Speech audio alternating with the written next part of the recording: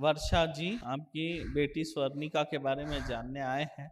कभी हाइपर हो जाती है, बोल देती है कुछ भी, बिल्कुल। प्रेत बाधा है, साथ ही दिमाग पर असर डाल रहा है। हो, बरोबर. हाइपर होने पे हाथ पैर पे प्रभाव पड़ता है, हां, हां, हां, हां. दिमाग पर असर पड़ता है, कुछ भी बोल देती हैं। चिंता न करें, ठीक होगी। और जैसे कि मैं आपको बता रहा हूँ, पर्चा जो बोल रहा है, बच्ची पूरी तरह से स्वस्थ थी। 8वें माह के बाद से तंत्र चालू हुआ था। ये जब 8 महीने की हुई, उसके बाद से इसके ऊपर तंत्र करना चालू किया गया। और तंत्र में एक प्रक्रिया होती है जिसे ज्वर ताप कहते हैं। पुतला बना के पुतले को चिता के अग्नि पर सर का भाग रख दिया जाता है, पुतले का सिर्फ सर का भाग।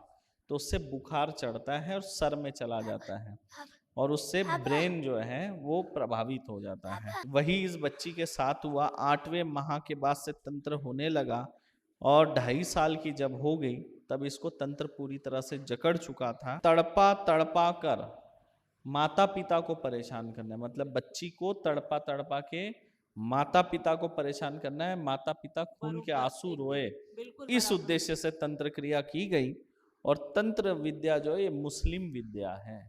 मुस्लिम तंत्र का प्रयोग बच्ची, और पुतला ताप देने की वजह से, क्योंकि सर के ऊपर प्रभाव पड़ा है, इसलिए झटके आएंगे, फिट, हो, इसको फिट बराबर आहे. बोलते हैं।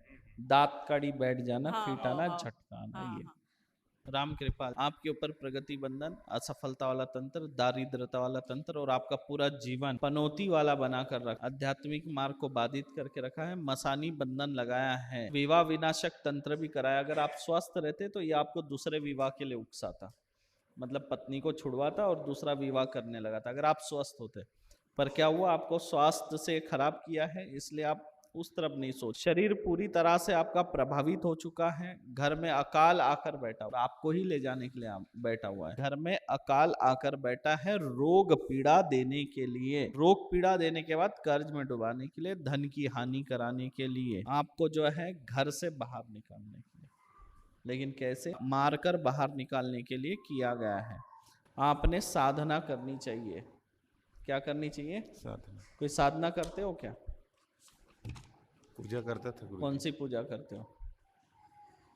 शंकर भगवान में जल चढ़ाता था, और और बजरंग बली की पूजा करता था। हनुमान जी की पूजा नहीं करनी है आपको।